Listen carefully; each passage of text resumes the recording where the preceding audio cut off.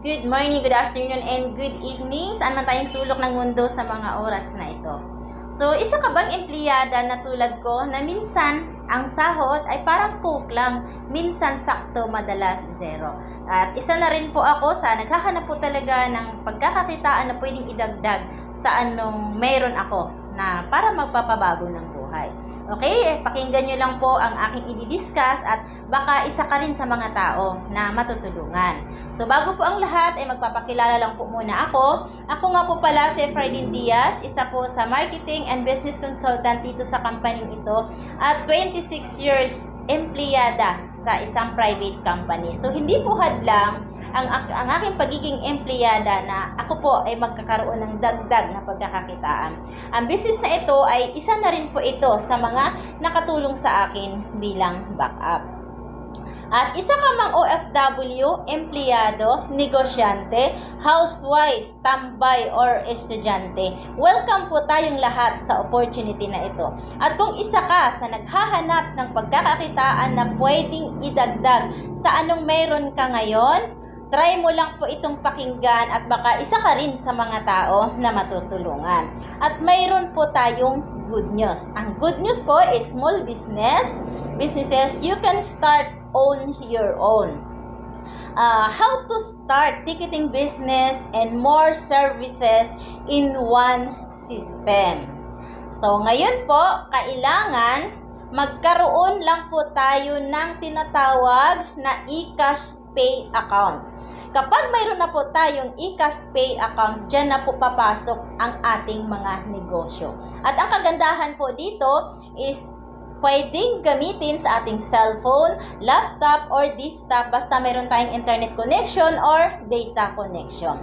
Kapag may eCash Pay account na po tayo, ay magkakaroon po tayo ng negosyo. Kagaya po ng bills payment, remittance, insurance, airline ticketing, loading, hotel booking, travel and tours, online shop. Nandyan din po yung ating Rice Mart dahil dito po sa Pilipinas ay rice is life. At nandito na rin po yung ating mga frozen food, yung ating F. Marie & Co. Yan po yung ating mga cosmetics products at ang ating wellness products. So ngayon, dahil business po yung ating pag-uusapan, alamin po natin kung paano po ba tayo kikita. Di ba? So ngayon, unahin ko lang po i-discuss ang ating airline ticketing business. Sa ating airline ticketing business, meron po tayong 406 airlines na tie-up, local at international. So ngayon, ang kita po natin dito ay markup base. So same po sa tindahan na pag may tindahan po tayo is papatungan po natin yan para po tayo ay kumita. So dito sa ating domestic flight, pwede po tayong mag-markup ng 150 to 500 pesos per way per passenger. So halimbawa, may magpabook po sa atin, 10 katao. Halimbawa lang Manila to Boracay. So, pwede natin isagad ang 500 pesos at kikita tayo ng 5,000 pesos. What if nag-round trip ang ating kliyente dahil magbabakasyon lang po sila sa kanilang pupuntahan? So, 5,000 times 2 way. Okay lang po ba? May income tayo na 10,000 pesos. At hindi lang po yan. Mayroon pa po tayong international. So, sa international booking po natin is pwede tayong mag-markup ng 700 to 1,000 pesos per way per passenger. Halimbawa po, same scenario. Kung mayroon pong magpabook sa atin ng 10 katao at isagad po natin ang markup na 1,000 pesos, kikita tayo ng 10,000 pesos. Dahil pag OFW po, ayan, required po talaga ng immigration ang round trip ticket. So, 10,000 times 2 way. Okay lang po ba nakikita tayo ng 20,000 pesos? Cash to cash basis, walang utang, walang reservation. Sayo na po yan. At hindi lang po yan. Kung ayaw po ng kliyente na sumakay ng eroplano, meron po tayong barko. Ayan, tie up po natin ang Fastcat, Togo Travel at Trust Asia. So, ang susunod po, ayan, ito na po yung ating mga proof of booking transaction. So, sa system po natin, ayan, kapag may sarili na po tayong system, madali na lang po natin siyang ma-detect. Kapag naka-green na po yan, ibig sabihin, ayan, successful booking na po yan. At kapag naka-yellow po, ibig sabihin on process na po yung ating ticket. At kapag naka-pink naman po yan, ibig sabihin wala na pong available flights at pwede po natin yang i-book ulit. At ito naman po yung ating mga proof of booking transaction ticket. So yan po yung mga ticket na yan po yung gagamitin ng ating mga client. Pwede nating isend yan sa kanilang mga messenger, sa kanilang mga email, or kung saan man silang sulok ng mundo, pwede natin silang i-book kasi paperless na po tayo ngayon. So napakaganda po ng ating business, very portable po talaga.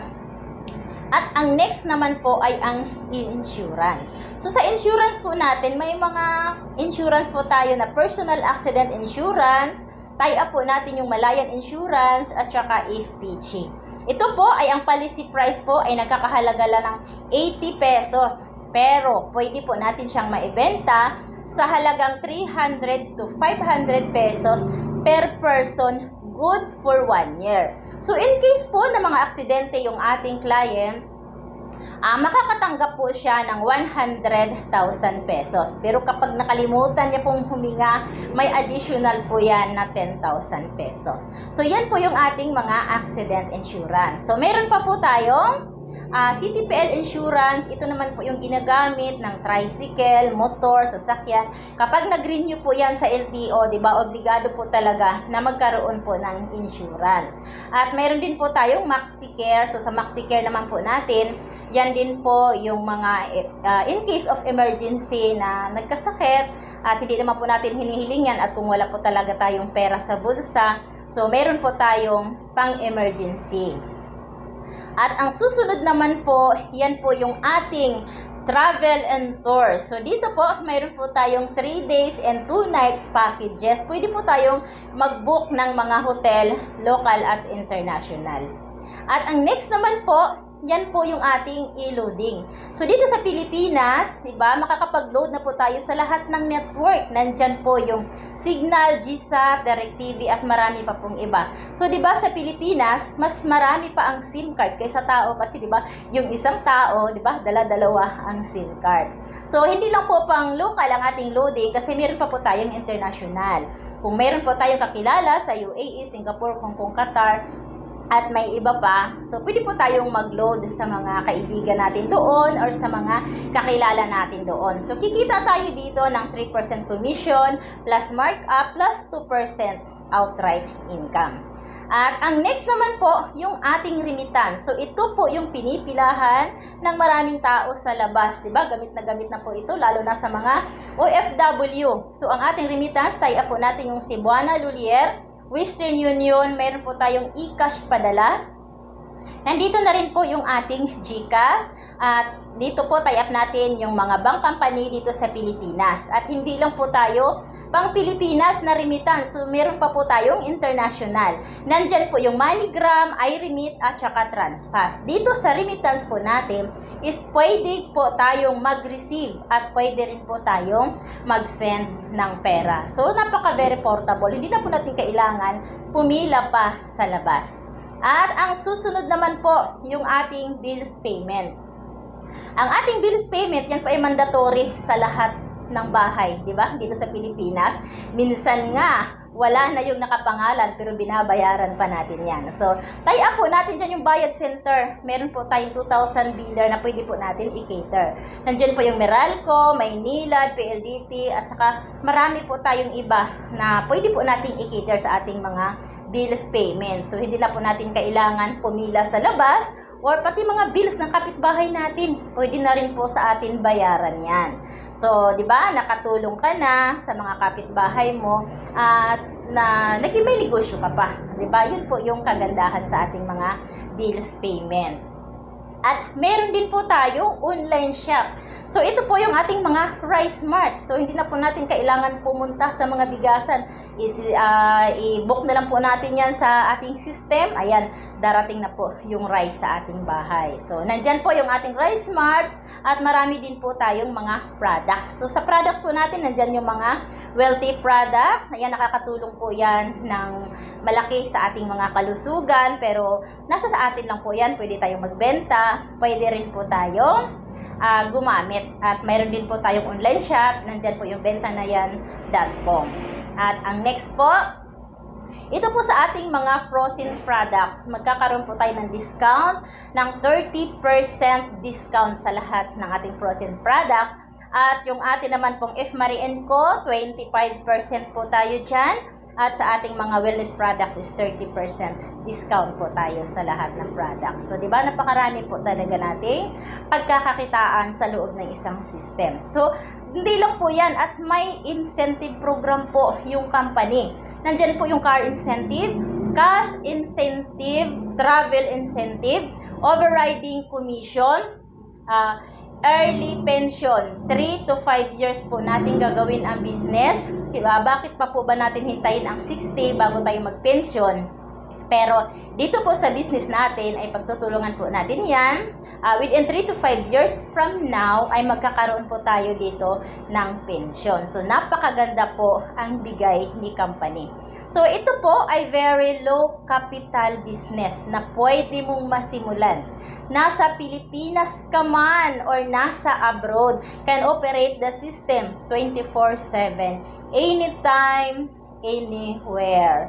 So, ang home-based global package po natin, ang ating airline ticketing, insurance, loading, travel, and tour. So, lahat po ng pinresent ko sa inyo kanina ay nasa loob ng isang system.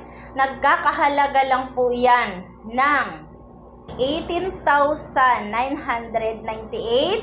May kasama na po yan na products worth 19,000. At naka-insured po tayo ng 1 year sa Malayan Insurance, 110,000. 24/7 technical support at customer support. Nandyan din po yung ating materials, flyers, and tarpaulin. At 30% discount po tayo sa lahat ng tangible products. At ang good news po, libre na po ang training. Kahit wala po tayong alam sa pagdinegosyo, kahit wala po tayong alam sa pagsi-cellphone, dito po tuturuan ka at i-guide ka sa magiging mentor mo. So yan po ang ating ganda ng business. So ngayon, hindi lang po yan. Meron pa po tayong Entrep Hub. So sa ating Entrep Hub business, ito po yung may mga pwesto. Kasi yung dineclare ko po kanina is home base po yon. Hindi na natin kailangan ng pwesto na kahit nasa bahay lang po tayo ay pwede po tayong magnegosyo. So ngayon kung gusto po talaga natin ng may pwesto, ito po yung Entrep Hub. So why it is created? Entrep Hub is created to help business owners in expanding through franchising. So, enables a small business to compete with big business. So, ito po ang reason bakit po franchising business. So, lower cost, simpler management, faster expansion, better market penetration. So, ito po yung ating Entrep Hub franchising business. Ayan po yung ating Tokyo Tempura. Nagkakahalaga po yan ng 549,999 at ang atin naman pong Bento Pares 499,999 at ang ating Takoyaki 199,999 at ang ating Rice Mart 289,999 at ang ating Butchog Lechon, ayan, kung mahilig po tayo sa lechon, 399,999 at ang ating F. Marie & Co. 219,999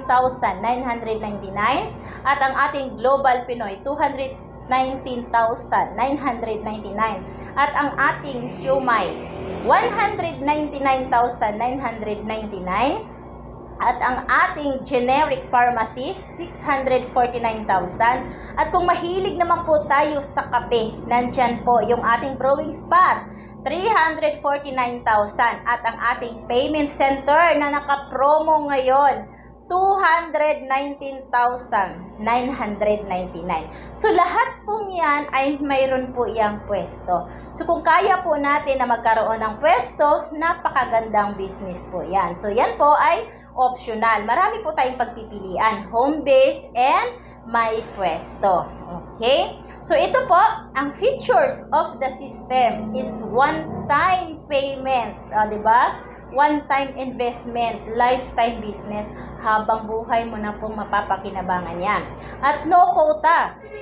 No cash ban. So, hindi na po natin kailangan mag-cash ban sa mga airline kasi kung sa labas po tayo kumuha ng mga franchising business, napakalaki po ng cash ban yan.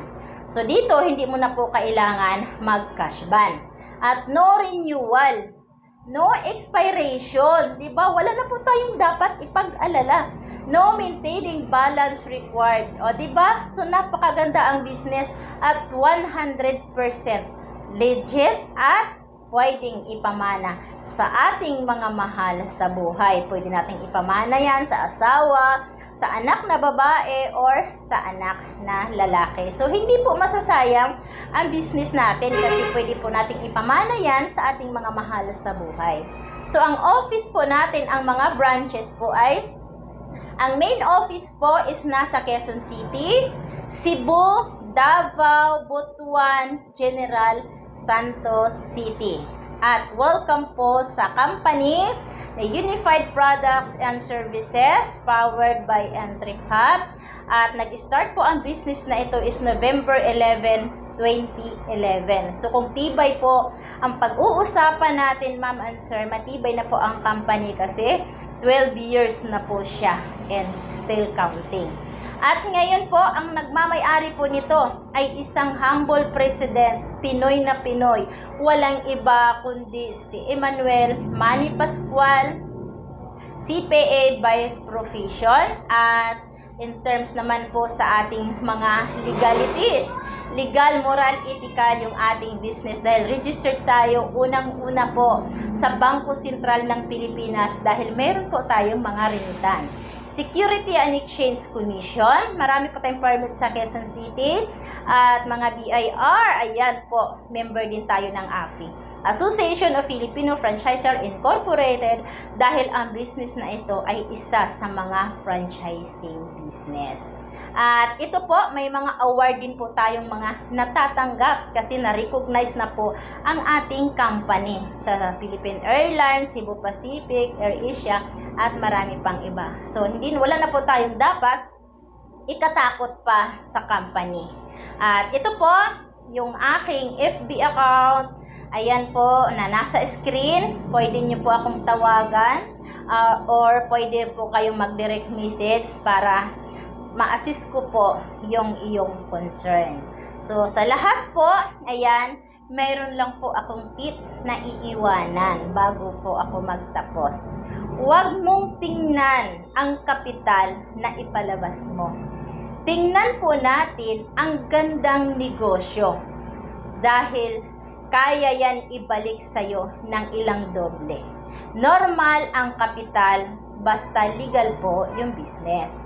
Kaya need po natin mag-decide. So, decide po tayo ngayon dahil meron po tayong 3 C. Ayan, 3 C's. Ayan, ano po ba yan? Mayroon na po tayong choices at magkakaroon na po tayo ng chances para magkaroon po ng changes ang ating life. God bless. Thank you very much sa pakikinig. Thank you po.